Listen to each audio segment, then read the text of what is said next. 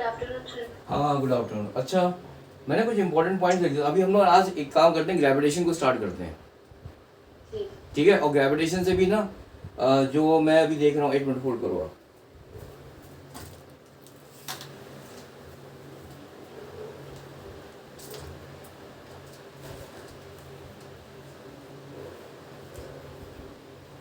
देखो, जैसे ग्रेविटेशन में भी 2016 में भी काफ़ी क्वेश्चन आए, 4 क्वेश्चन से।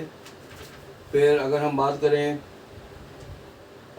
15 में 1 2 3 4 क्वेश्चन, अप्रॉक्सीमेटली 4 क्वेश्चन आ रहे हैं आपके ग्रेविटेशन से, अप्रॉक्सीमेटली। आप किसी भी ईयर में आप देखो, 14 में देख रहा हूँ मैं, 14 में तो कम थे, लेकिन हाँ 12 में 1 2 3 4, 12 में भी आपके 4 क्वेश्चन आए हैं।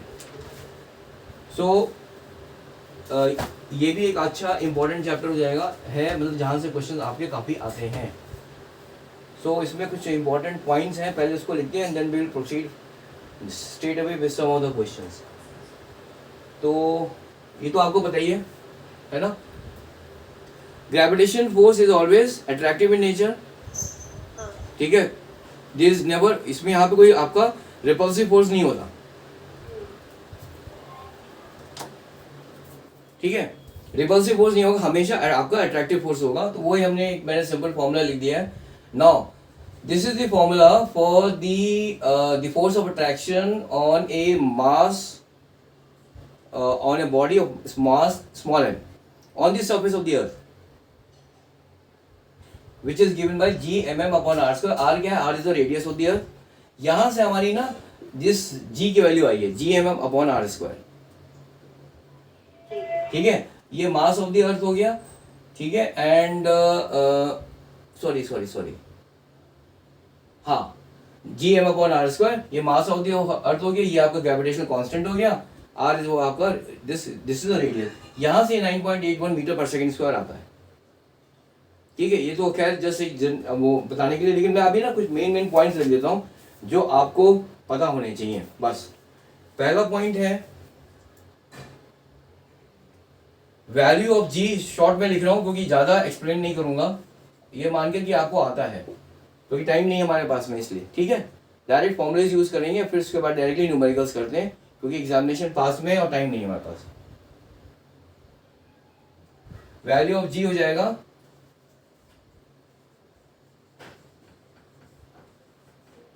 Eight a height h from the surface of the earth,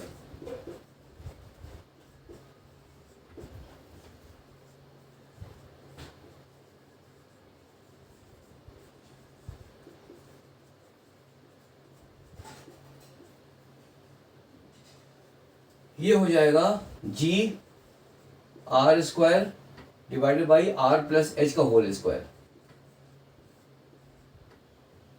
ठीक है। ठीक है। ये तो ये आपको पता है फॉर्मूला? हाँ पता है। पता है। चलो फिर हम एक और लिखते हैं, दी वैल्यू ऑफ जी। अच्छा, इसमें एक और चीज है, अगर if H is very small in comparison to the radius of the earth, then हम इसको then the value of G will be equal to G, bracket में आप लिख लो 1 माइनस 2h अपॉन आर। अगर h की वैल्यू बहुत कम है in comparison to the radius of the earth, तो ये भी फॉर्मूला आप यूज कर सकते हो, ठीक है। इसके भी मैं डेरिवेशन में नहीं जाऊंगा, अभी खाली आप फॉर्मूला लिखो सो दैट वी कैन, ये बाद में करेंगे, टाइम मिलेगा तो करेंगे, ठीक है। सो ये हो गया, ये आपका इंपॉर्टेंट है, ये आपको पता था ये फॉर्मूला? हाँ पता है। चलो गुड, तो ये हो गया। और नेक्स्ट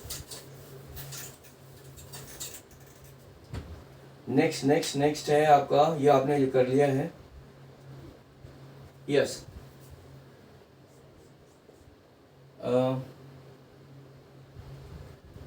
वैल्यू ऑफ जी,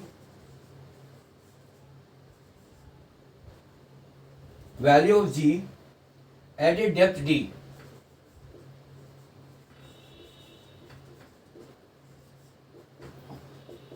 ठीक है ना, value of ji at a depth D from the surface of the earth.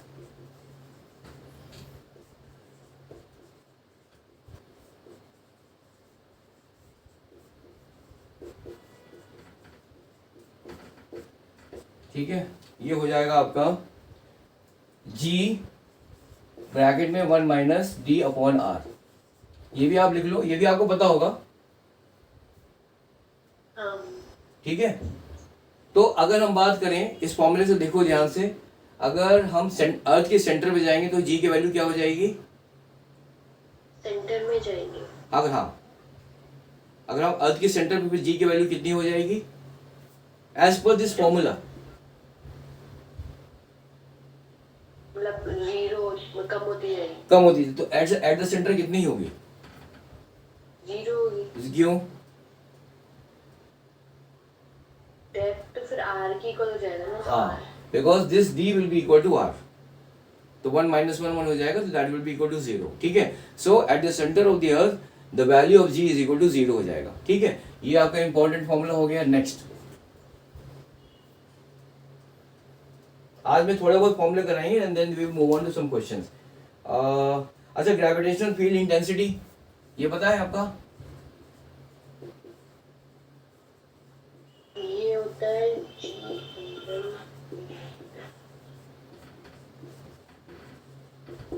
The gravitational field intensity, इसको I लिखते हैं, इसका फॉर्मूला क्या होता है? Gm1 m2/r। नहीं, ग्रेविटेशनल फील्ड इंटेंसिटी पूछ रहा हूं मैं। अच्छा, इसकी डेफिनेशन क्या होती है ग्रेविटेशनल फील्ड इंटेंसिटी की? ग्रेविटेशन फील्ड इंटेंसिटी, इसका जो फोर्स पर यूनिट मास ऑफ। हाँ ठीक है, so I will be equal to, per unit mass की बात करा ना हमने, तो फोर्स की वैल्यू क्या होती है? F is equal to G, अगर हम, I am just talking about any object which is on the surface of the earth right now, तो G mm है अपॉन r स्क्वायर हो गया, divided by the mass of the object m, तो ये cancel हो जाएगा, ये हो जाएगा क्या? I इज बेसिकली क्या? F upon m। ठीक है, जब आपने बोला भी कि फोर्स पर यूनिट मास बोला, तो I basically the gravitational field intensity I is equal to, ये मैंने क्या लिखा है, G नहीं है ना, ये I इज इक्वल टू ये यहाँ पर, हाँ ये है इधर, I is equal to G mm, I is equal to basically F by m। ठीक है, सो F की वैल्यू होगी G mm upon r square divide by m आ जाएगा, mm कैंसिल, तो G m upon r square हो जाएगा। तो द ग्रेविटेशनल फील्ड इंटेंसिटी, ठीक है, on the surface of the earth is equal to G m divide by r square. ठीक है, चलो ये हो गया, आगे बढ़ते हैं। अब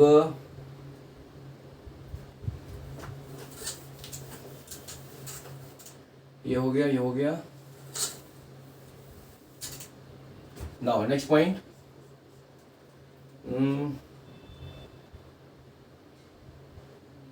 सो अगर हम बात करें on the surface of the earth, तो ये हो जाएगा Gm अपॉन r स्क्वायर। ठीक है, और अगर सरफेस पे नहीं है, थोड़ा सा कोई ऑब्जेक्ट है, दूर है, मान लो ये आपका रेडियस हो गया। अब मैं बात करता हूँ the gravitational field intensity at this point. ठीक है, लेट अस से this is the point P now which is situated at a distance of late us से h from the surface of the earth. तो इस case में I की value कितनी होगी?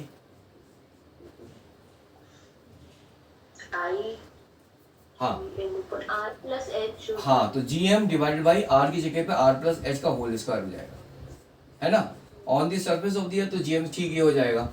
और क्या होगा? एंड और क्या है, एक मिनट, ये हो गया, पॉइंट्स मिस नहीं होने चाहिए। हो गया, ये हो गया, ठीक है, on the surface of the अर्थ हो गया, ये ऊपर हो गया, एंड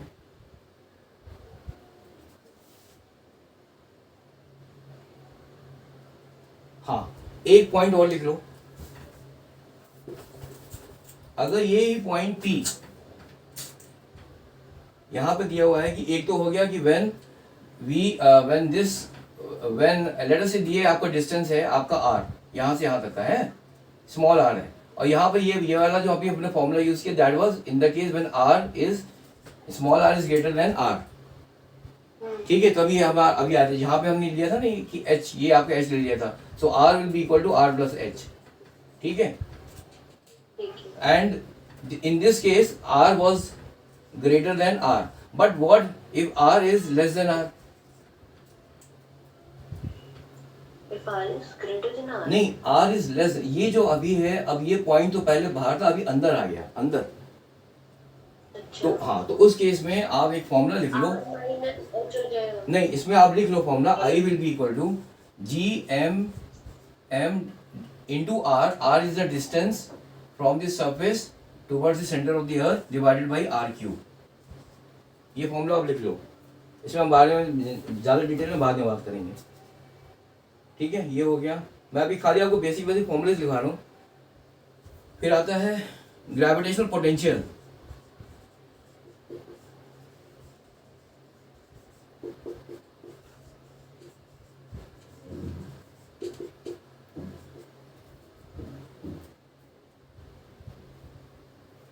ठीक है, ग्रेविटेशनल पोटेंशियल के क्या होगा? This is the amount of work done in bringing a unit mass from infinity to a particular point, है ना? तो हम इसको ऐसे भी लिख सकते हैं। So this v is basically क्या है, यूनिट मास है। सो द ग्रेविटेशनल पोटेंशियल का एक फॉर्मूला है which is equal to minus G M upon R, और ये हो गया आपको v। ठीक है, ये भी आप लिख लो। लिख लिया। ठीक है, और क्या है इसके बाद में? अभी हमने थोड़ा अभी बाकी हम जो है आपको कैपलर्स लॉ पता है ना? Kepler's law of this planetary motion. पता है पर अभी याद नहीं है। चलो मैं आपको बताता हूँ। ये अभी मैं वो पॉइंट्स कवर कर रहा हूँ जो इम्पोर्टेंट है। ठीक है, जो छोटे मोटे और पॉइंट्स है वो हम बाद में कवर करेंगे, पहले इंपॉर्टेंट करते हैं। तो कैपलर लॉ इंपॉर्टेंट है, इस पे नीट पे बहुत सारे क्वेश्चन आते हैं। सो पहला पॉइंट लिखो आप, इसको मैं शॉर्ट में लिखाता हूँ, वैसे तो वो बड़े बड़े लिखे हुए हैं यहाँ पे।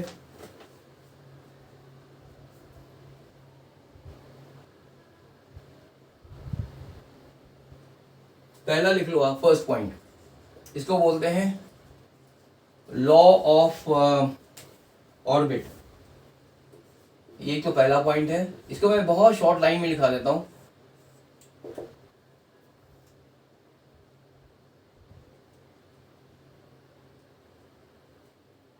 इसका एक ही लाइन है कि ये बोलता है कि all the planets move around the sun in an elliptical orbit. ठीक है, all the planets revolve around the sun. हमारा जो सोलर सिस्टम है ना यहाँ पे, तो इसमें जितने भी प्लैनेट्स हैं which are revolving around the sun, they revolve in an elliptical orbit. Elliptical orbit, ठीक है, ये आपका हो गया फर्स्ट पॉइंट। सेकेंड होता है लॉ ऑफ एरिया। ये इंपॉर्टेंट है जो अभी आपको मैं बता रहा हूँ। इस पे लॉ ऑफ एरियाज, और एक और लॉ होता है, इसको बोलते हैं लॉ ऑफ पीरियड। इस पे काफी क्वेश्चन आते हैं, तो ये मैं आपको शॉर्ट में दिखाता हूँ। लिख लो आप, लाइन ज्वाइनिंग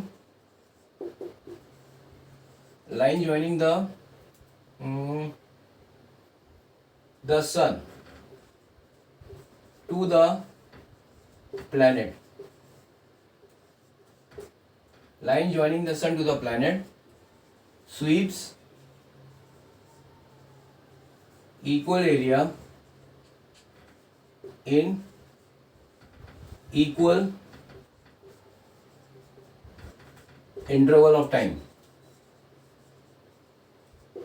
ठीक है, ये हो गया। The line joining the sun to the planet sweeps equal areas in equal interval of time and बस इतना ही है। इसको मैं आपको बाद में समझा दूंगा, आप इसको लिख लो। इस पर जब क्वेश्चन करेंगे आपको समझ में आ जाएगा। Third point, that is called the law of periods. तो इसमें आप लिखो दी जो प्लैनेट का जो प्लैनेट्स टाइम पीरियड, ठीक है, प्लैनेट का जो टाइम पीरियड है that is the time period of revolution is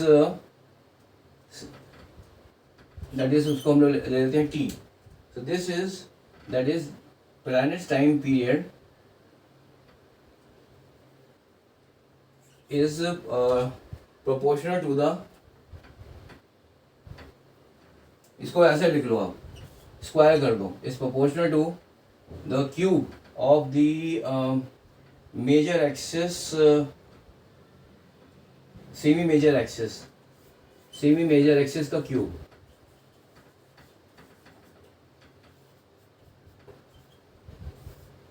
बस ये लिख लो आप.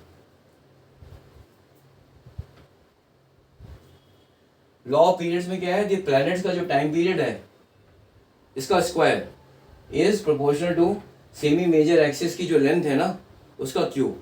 अभी सेमी मेजर एक्सिस क्या होता है वो भी मैं आपको डायग्राम से बता देता हूँ. देयर आर टू, एक तो सेमी मेजर एक्सिस होगा और एक आपका होगा semi minor axis. Major axis और माइनर एक्सिस होते हैं. तो सेमी क्या है, आधा हो जाएगा, ठीक है. तो वो मैं अभी डायग्राम से आपको बता देता हूँ. तो ये है बेसिकली, तो ये हो जाएगा T square will be proportional to A cube because the major axis is equal to 2a. ठीक है, तो सेमी क्या हो जाएगा, a हो जाएगा, 2a डिवाइड बाई 2, तो a क्यूब. तो this is the important formula हो गया. सेकंड, ये बहुत इंपॉर्टेंट है, दोनों इंपॉर्टेंट है. That is the line joining the sun to the planet sweeps equal areas in equal interval of time. ये अभी हम पढ़ेंगे इसके बारे में. एंड लॉ ऑफ ऑर्बिट में ये है कि all the planets revolve around the sun in an elliptical orbit. ठीक है, अब हम इसके बाद में अब यहाँ पे रुक जाते हैं. आगे न्यूमेरिकल्स के लिए आगे जो अपना अभी किया है उस पर करते हैं. क्योंकि जो अब जितने भी मैं आपको न्यूमेरिकल्स कराऊंगा ना, बेसिकली नीट में ये जो मैंने अभी आपको बताया है इसके ऊपर बहुत न्यू है. मतलब जितने भी न्यूमेरिकल्स हैं जो अभी हमने पढ़ा है 90% इसी में से आएंगे. ठीक है, बाकी और भी हैं जो है वो उसको हम बाद में डिस्कस कर लेंगे. लेकिन अब हम इसके ऊपर क्वेश्चंस करते हैं. तो पहला मैं आपको सेमी मेजर एक्सिस और सेमी माइनर एक्सिस बता देता हूँ. कि जैसे मान लो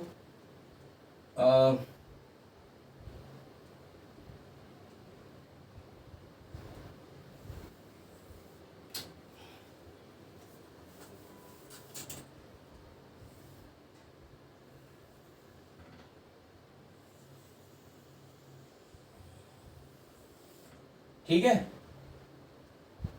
ये हो गया. तो इसको मैं डिनोट कर देता हूँ लेटर से. ये आप ले लो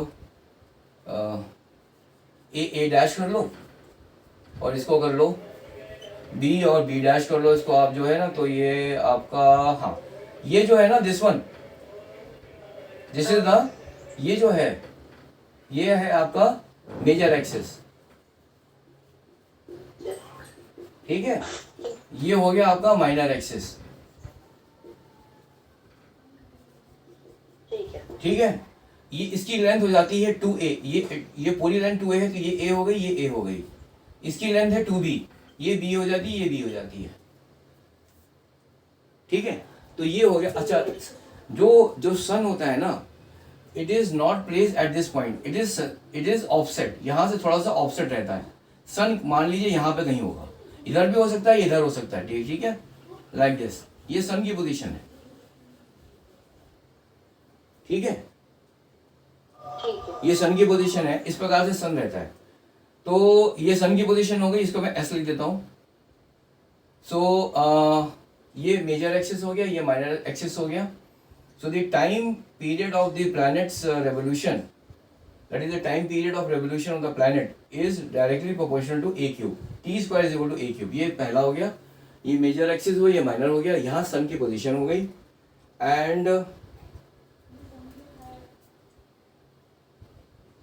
देखो, जब ये अभी ये मेरा प्लैनेट घूम रहा है इसके चारों इसमें. ठीक है, तो जब ये प्लैनेट इसमें घूमेगा, एक चीज बताओ आप, तो जैसे ही ये प्लैनेट इधर आएगा, देखो इसमें ये जो सेकंड पॉइंट क्या लिखा हुआ है, जो आपका लॉ था कि that is the line joining the sun to the planet sweeps out equal areas in equal interval of time. ठीक है ना, मतलब क्या होगा कि मान लीजिए,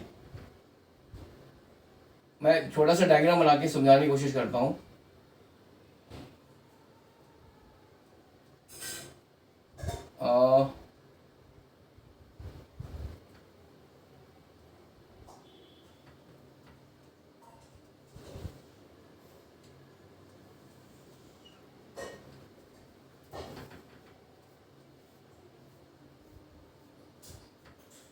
प्लैनेट का मोशन ऐसा मान रहा हूं मैं भी, ऐसे। ठीक है, बोर्ड दिख रहा है आपको? बोर्ड दिख रहा है? दिख रहा है। अच्छा, प्लैनेट का मोशन मैंने इस एरो की तरह जैसे जो डायरेक्शन दिया ऐसे मान लिया। अब मान लो ये पॉइंट है आपका, ये क्या लिख लिया, ए बी लिख लिया, सी ले लिया मैंने, सी और डी है। यहां से यहां जाने में इसको टाइम लगा टी।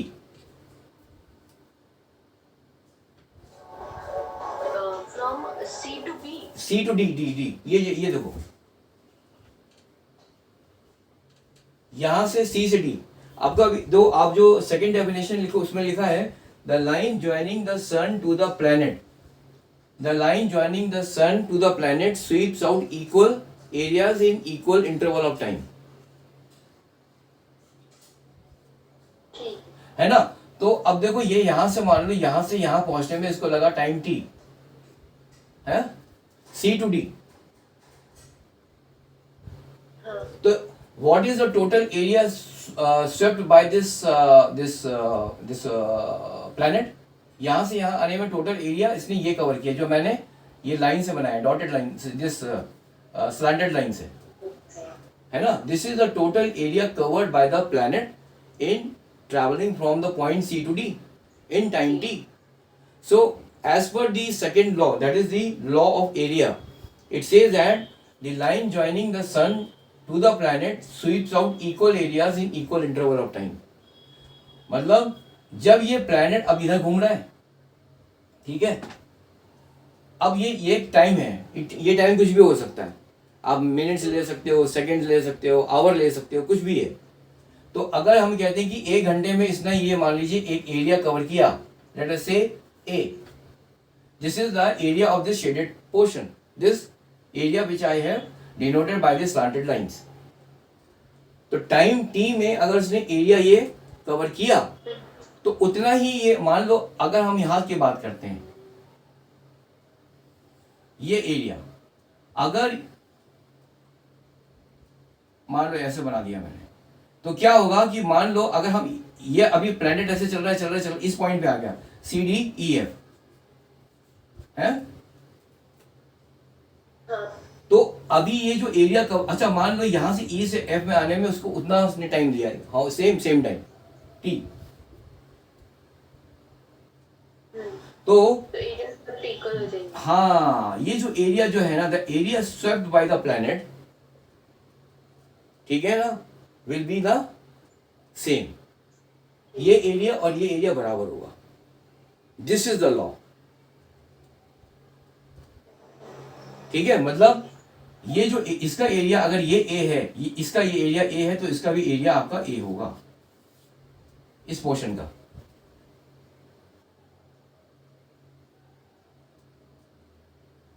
ठीक है, ये आपका इंपॉर्टेंट है, ये इंपॉर्टेंट है, इसके ऊपर क्वेश्चन आएंगे, आते भी हैं।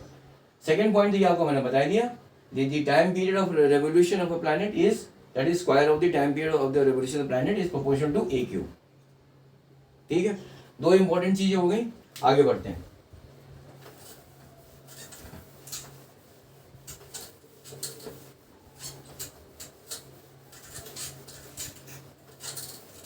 Now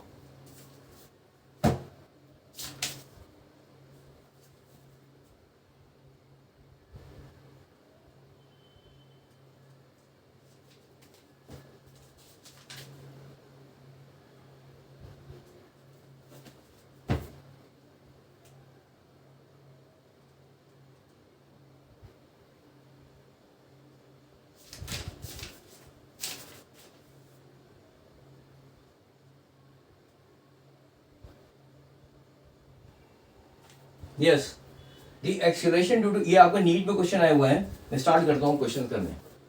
question number 1, the acceleration due to gravity that is G at a height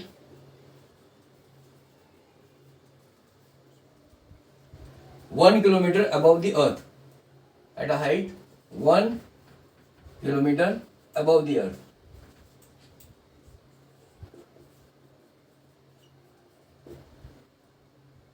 Is the same as at a depth d. Is the same as at a depth d below the surface of the earth. Below the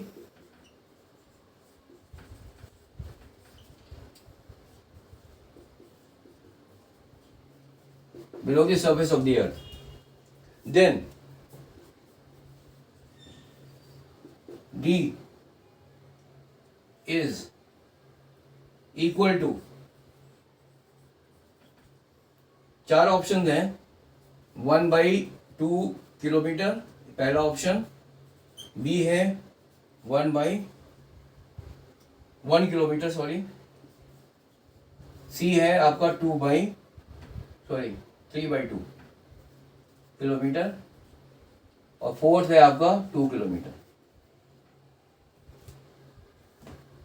ठीक है, ये अभी जो हमने question किया था, जो हमने पढ़ा है अभी इनिशियली आपको बताया था ना, the value of g above the surface of the earth and the value of the g below the, हाँ, means you can say below the surface of the earth और एट अ सर्टेन डेप्थ. ठीक है ना, from the surface of the earth. वो आपके formulas जो हमने अभी पढ़े हैं या अभी जो मैंने आपको बताया उसी पे बेस्ड है. तो आप कर इसको करिए, आराम से हो जाएगा, इसका कोई दिक्कत है नहीं इसमें.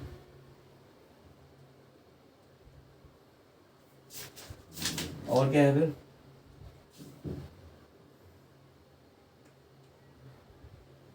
इसमें आप एक काम ये भी कर सकते हो, जो है ना, द वैल्यू ऑफ जी है जो एट अ हाइट ऐसे जो दिया था, उसमें यह है कि if H is very very less than R, तो आपको एक फॉर्मूला था ना, जी ब्रैकेट में 1 minus sum 2h divide by है 2 आ रहा है 2 किलोमीटर. आपका आंसर आ गया 2 किलोमीटर ना. एक मिनट चेक कर लेता हूँ. हाँ, डी है. ठीक है, नेक्स्ट पॉइंट है, नेक्स्ट क्वेश्चन है.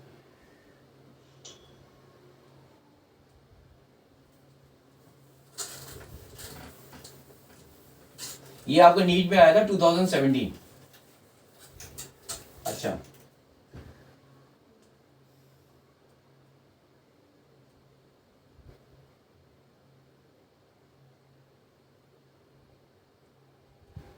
दी केपलर्स का जो आपका थर्ड लॉ जो है इसमें लिखा है, the Kepler's third law states that the square of the period of revolution of a planet is proportional to the third power of the average distance are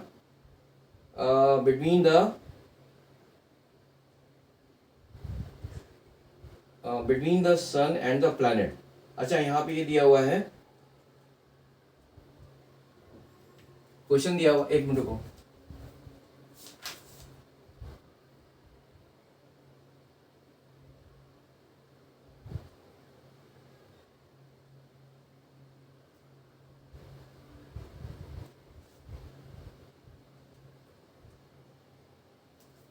ठीक है,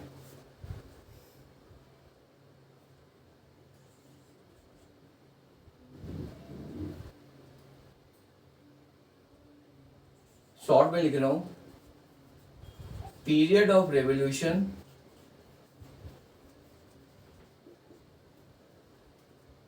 of A planet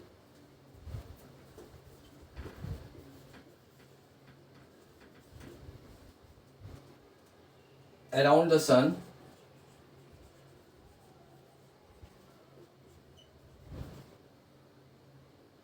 is proportional to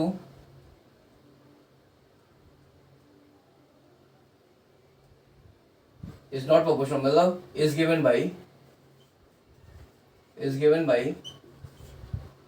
t square is equal to k r cube, where r is equal to the distance between the sun and the planet. R is the distance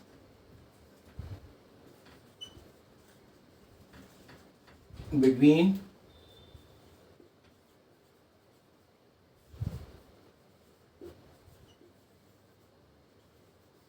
ये दिया हुआ है के यहाँ पे constant है. Mass of the sun and the planet are m. Mass of sun is equal to capital M. Mass of planet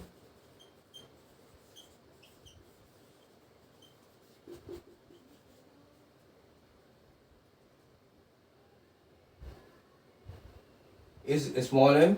So then as per the Newton's law of gravitation, then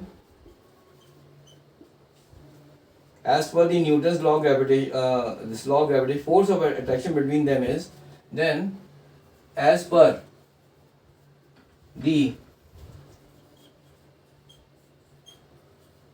Newton's law of gravitation,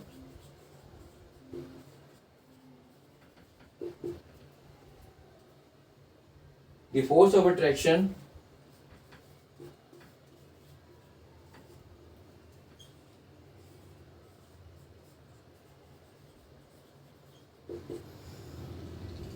between them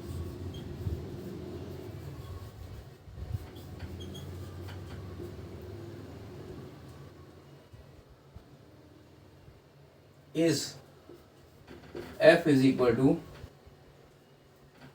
G M upon R square, जो आपको पता ही है. So the relation between G and K is relation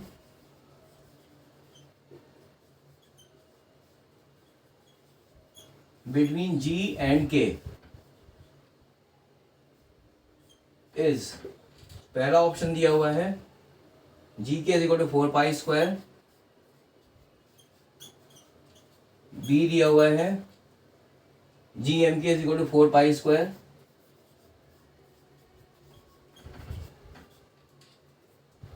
के is equal to g and D is equal to के.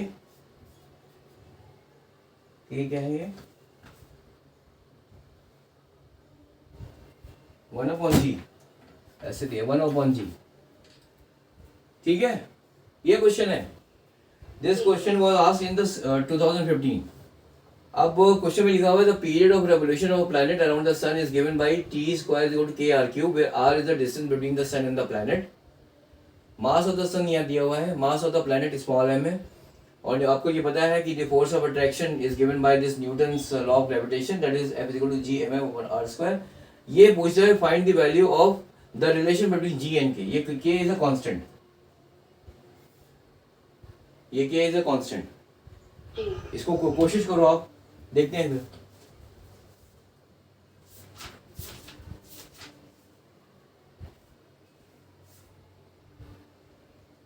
और क्या है इसके अलावा,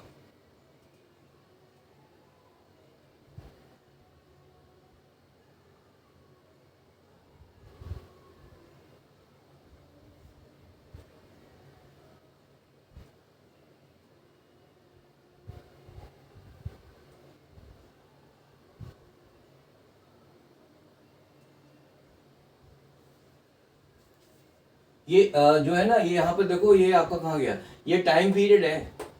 हाँ, अब एक चीज देखो, यहाँ पर जो आ रहा है ये आपका पाई में आ रहा है.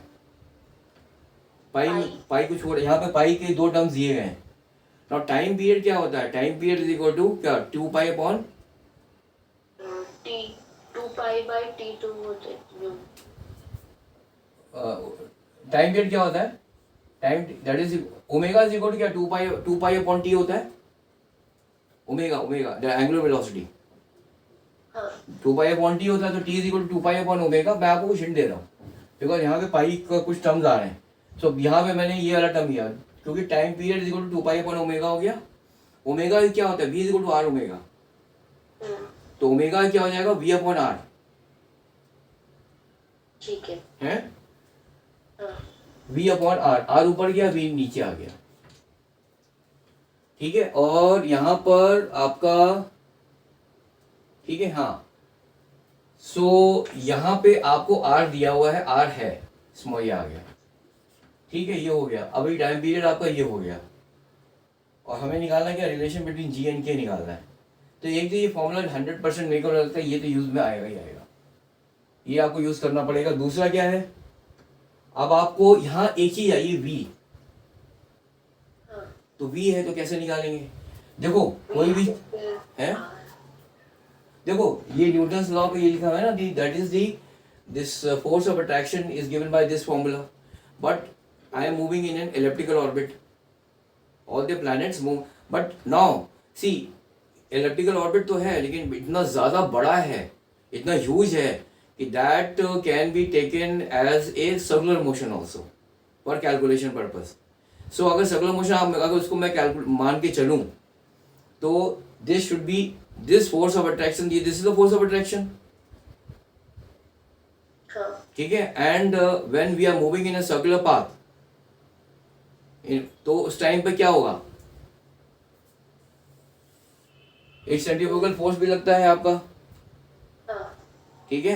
This is the force of attraction है अंदर की तरफ, देखो ये सन है, ये प्लैनेट है, ये प्लैनेट है, ये सन है, फोर्स ऑफ अट्रैक्शन अंदर की तरफ, बाहर की तरफ तो सेंट्रीफ्यूगल फोर्स लगेगा, तभी तो गोल गोल घूमेगा, है ना। Here what I am considering is, since see all the planets they move in an elliptical orbit, but since they are moving at a very large distance, ठीक है, from the center of the earth, तो हम इसको मान सकते हैं कि this elliptical orbit will be more or less a circular orbit.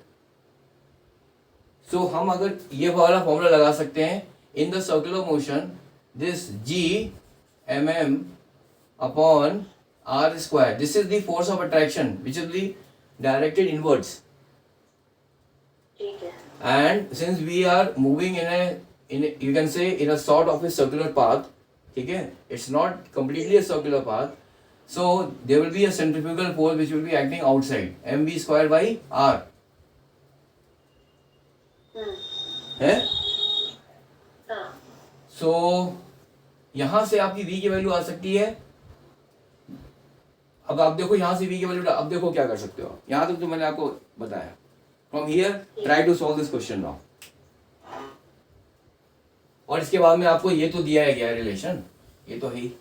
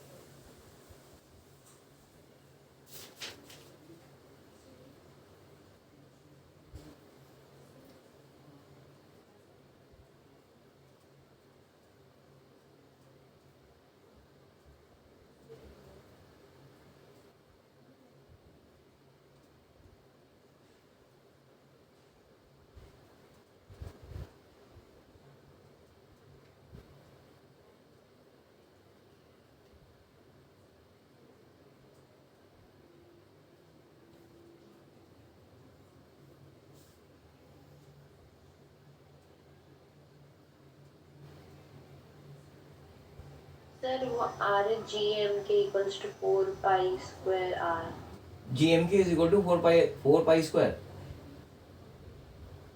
है, फर्स्ट ऑप्शन क्या है?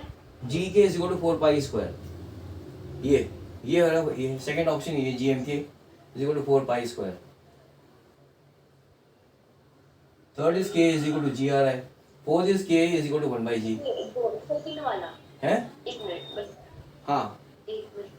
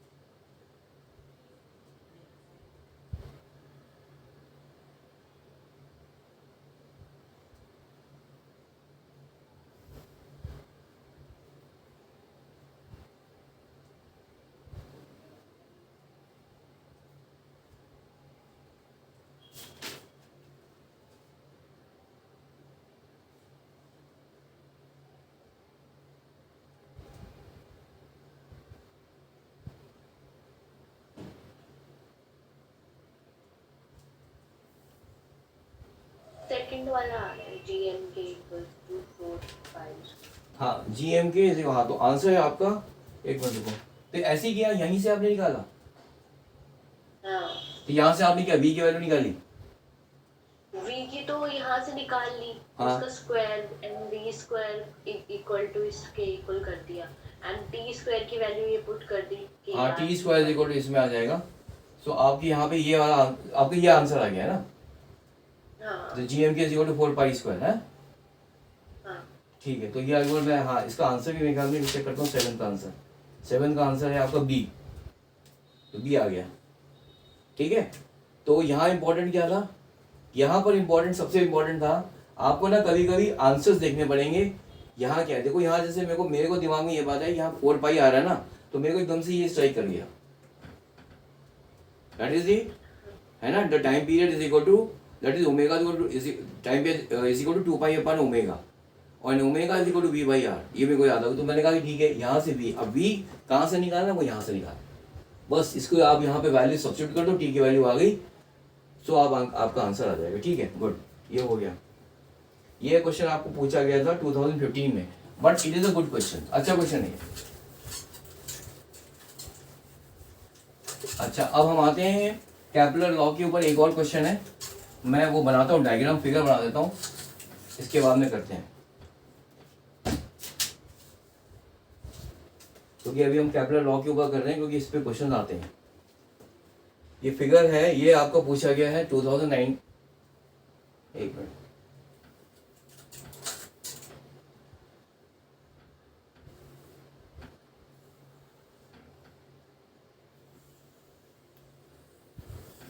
ठीक है, ऐसा बन गया, और ये है पॉइंट, ये सन है दिया हुआ है, और ये यहाँ से एक ऐसा बनाया हुआ एरिया कुछ ऐसे है, ये पॉइंट है आपका सी और डी।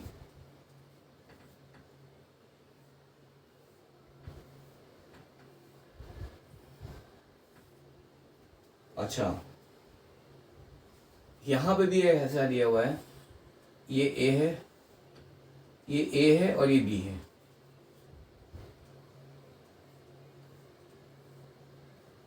ये हो गया। अच्छा, तो ये एक फिगर है, इसमें क्या है कि a planet is revolving around the sun, यहाँ पर है planet is a planet is revolving around the sun,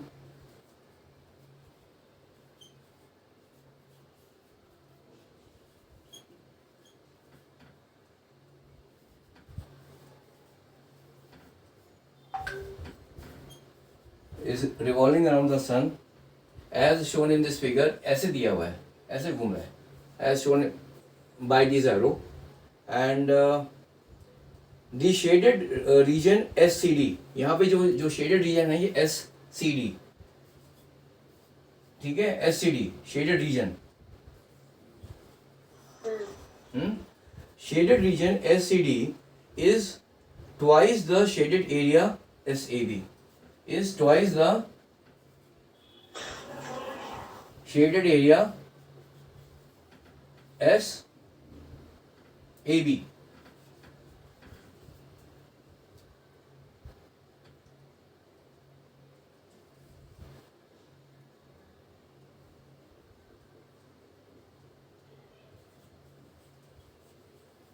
Shaded area SCD is equal to twice the shaded area SAB if T1 is the time for the planet to move from C to D.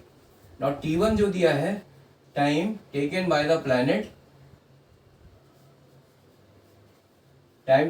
planet to move from C to D, और T2 is the time taken by the planet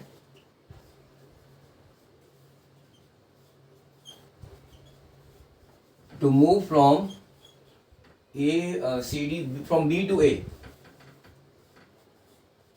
ठीक है, B to A। अच्छा, then यहाँ पे 4 option दिए हुए हैं, पहला ऑप्शन है then T1 is greater than T2, B क्या है, T1 is 4 times of T2, T1 is 2 times of T2, and the fourth option is T1 is equal to T2. ये आपको क्वेश्चन करना है.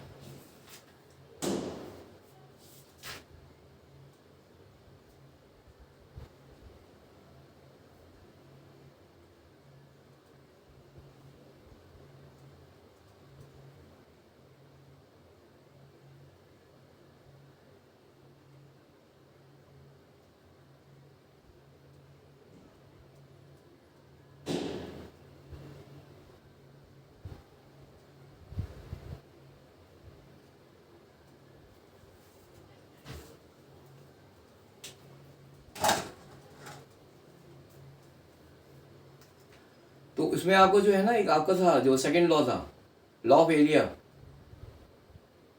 ये T1 इक्वल्स टू 2T2 आ रहा है.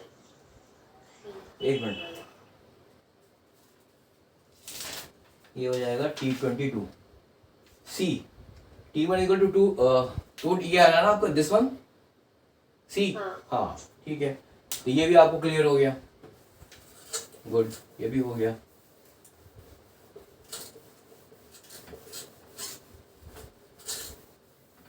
एक क्वेश्चन मैं आपको और देता हूँ, वो अच्छा क्वेश्चन है.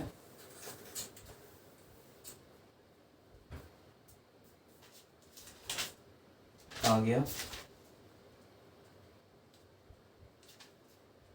ये कर लिया हमने, ये भी हो गया.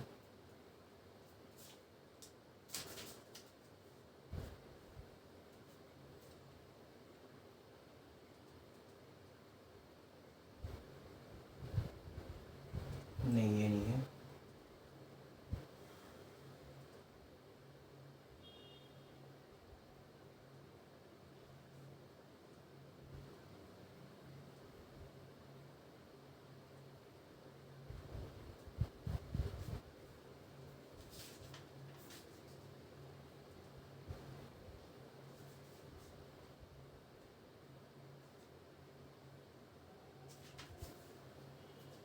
एक minute.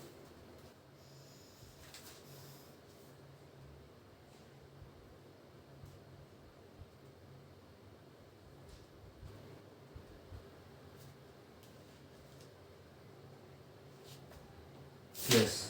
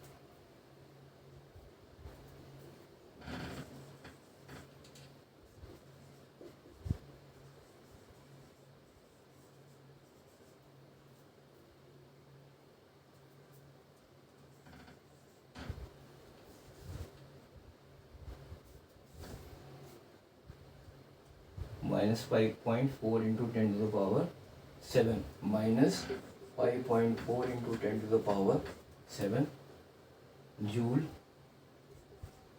per kg square and 6 meter per second square, meter per second square respectively.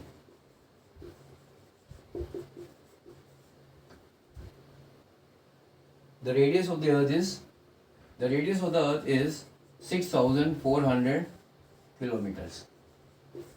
तो At what height from the surface of the earth the gravitational potential and the value of G are, ये respectively. तो यहाँ पे चार option हैं, 1600 kilometre, B दिया हुआ है 1400 किलोमीटर, सी है 2000 किलोमीटर एंड डी है 2600 किलोमीटर। ये चार ऑप्शन दिए हुए हैं। तो आपको ये निकालना है कि कितनी हाइट पर जी की वैल्यू 6 मीटर पर सेकेंड स्क्वायर हो जाएगी और दिस ग्रेविटेशनल पोटेंशियल की वैल्यू इतनी है। तो ठीक है, अभी हमने ग्रेविटेशनल पोटेंशियल के बारे में तो मैंने आपको शॉर्ट में बता ही दिया था, v is equal to minus g है, ठीक है, वो फॉर्मूला आपको पता है। तो अब आपको ये इसका बताओ आपको क्या हो सकता है, कौन सा ये ऑप्शन सही है आपका। आसान क्वेश्चन है वैसे, इसमें कुछ है नहीं ज़्यादा।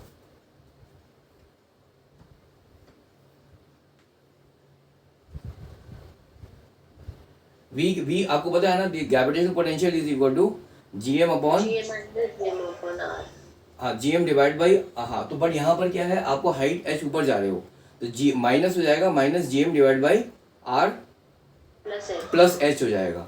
वी आपको पता है, ठीक है, वी आपकी हो गई, that is this gravitational potential and the value of g आपको करनी है। तो value of ji at a height h का फॉर्मूला भी आपको पता है, जो अभी हमने पढ़ा है थोड़ी देर पहले, ठीक है।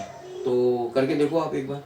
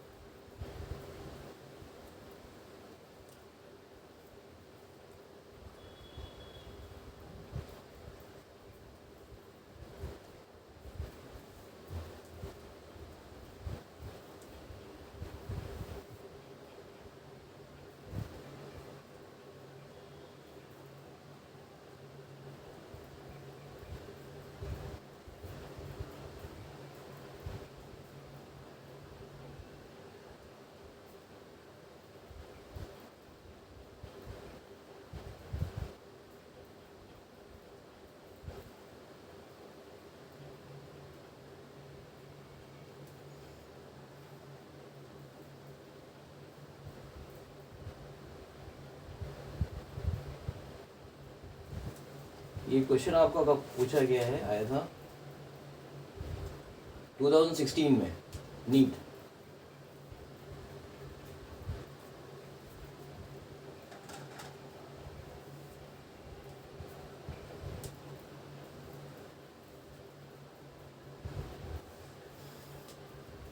V इज इतना ये दिया हुआ, ये V है आपका, this is the gravitational potential and G इतना है, तो V is equal to minus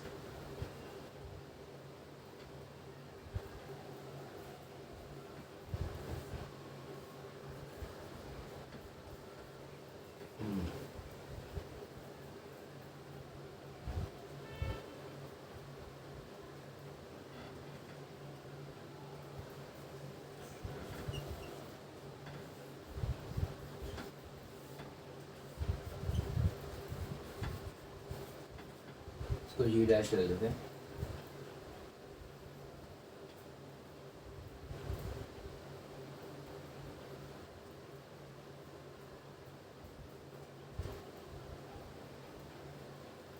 है ना,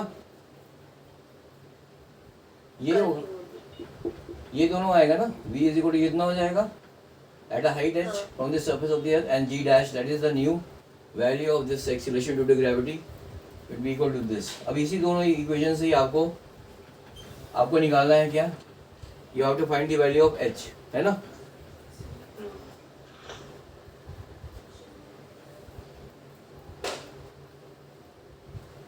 बहुत आसान क्वेश्चन है, आप देखो ध्यान से देखो तो ज़्यादा कैलकुलेशन इन्वॉल्व नहीं है।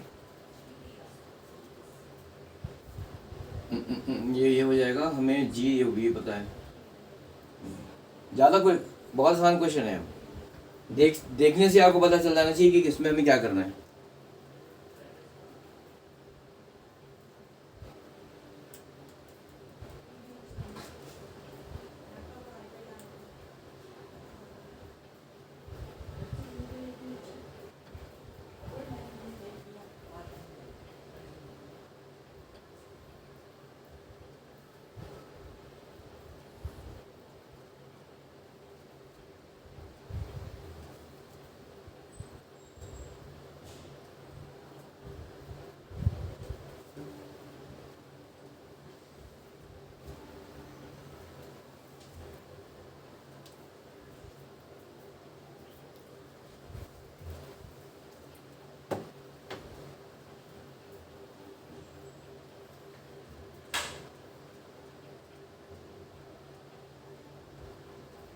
नहीं समझ में आ रहा, कर ही होने वाला है।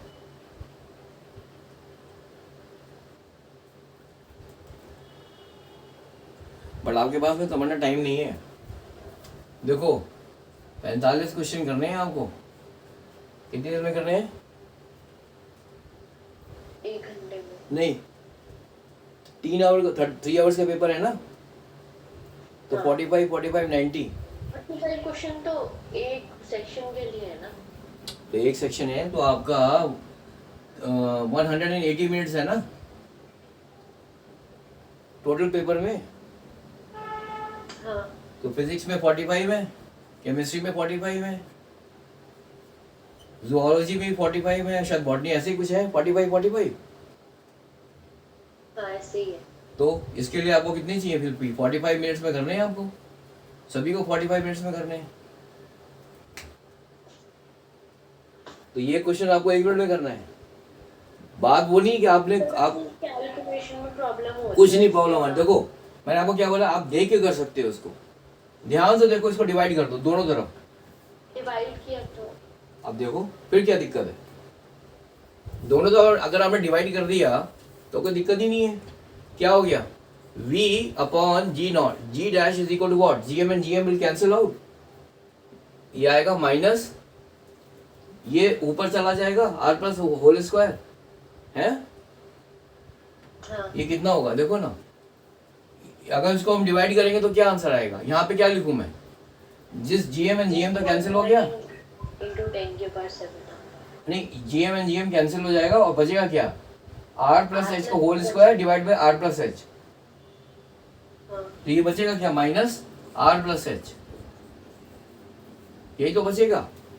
हाँ अच्छा v आपको दिया हुआ है, हमें चाहिए जिस हाइट पर हमें जो h निकालना है, where the value of v is -5.4 into 10⁻⁷ और g इतना है, तो यहाँ लिखेंगे -5.4 into 10⁻⁷ divided by 6 divided r plus h minus, है ना, because at this height the value of this gravitational potential is -5.4 into 10⁻⁷ and g की वैल्यू है 6 मीटर पर सेकेंड स्क्वायर, है ना, at this height h. This is the value at the height h. This is the value at the height h. So at the height h, they have already given the value of v as -5.4 into 10⁻⁷. And the height h, at the height h, the value of g dash is 6. So मैंने ये value put कर दिया है यहाँ पर, हाँ तो minus minus cancel हो गया, तो r plus H is equal to, ये क्या होगा, इसको मैं हटा दूंगा, यहाँ 60 हो जाएगा, या इसको हम करेंगे इंटू 10 कर देंगे, 9 हो गया, 9 इंटू 10⁻⁶ हो जाएगा, है ना, और h is equal to 9 into 10⁻⁶, यहाँ लिख देता हूँ, तो r is sorry h is equal to 9 और ये कितने हो गए, 1 2 3 4 1 2 3 6 है ना, 1 2 3 4 5 6 और माइनस r, है ना, r इज द रेडियस। हाँ तो ये इसको हम एक मिनट रुको ना, एक मिनट रुको है, किलोमीटर में ये तो किलो, ये तो आपकी किस में है, h किस में आएगा मेरा, किलोमीटर में। हाँ नहीं, हाँ ये r मेरा, आपका जो r है ये होगा किलोमीटर में है, नहीं 9 वाले को कन्वर्ट करना पड़ेगा किलोमीटर में, किसको, जो 9 हाँ 9 10 की पार्ट, ये जो है मेरे को किलोमीटर में कन्वर्ट करना पड़ेगा, so this will be equal to, ये माइनस हो जाएगा मेरा, ये आपका अभी आपका ये मीटर में है राइट नाउ, है ना, this is in meter right now, hello,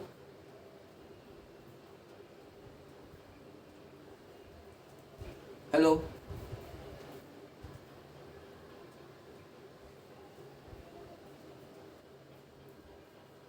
hello, दिख रहा है वो? हाँ दिख रहा है ना, तो ये आपका अभी मीटर में है ना मेरा आंसर, हाँ मीटर में।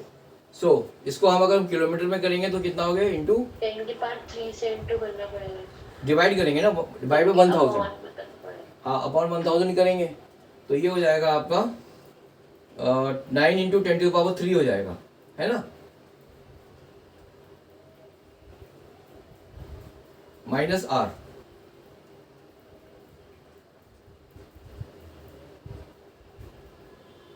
हेलो,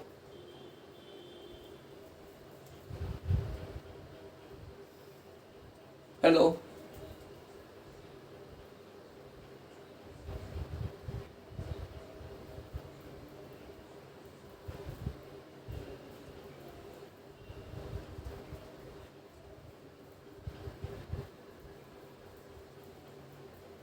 हेलो, एक मिनट,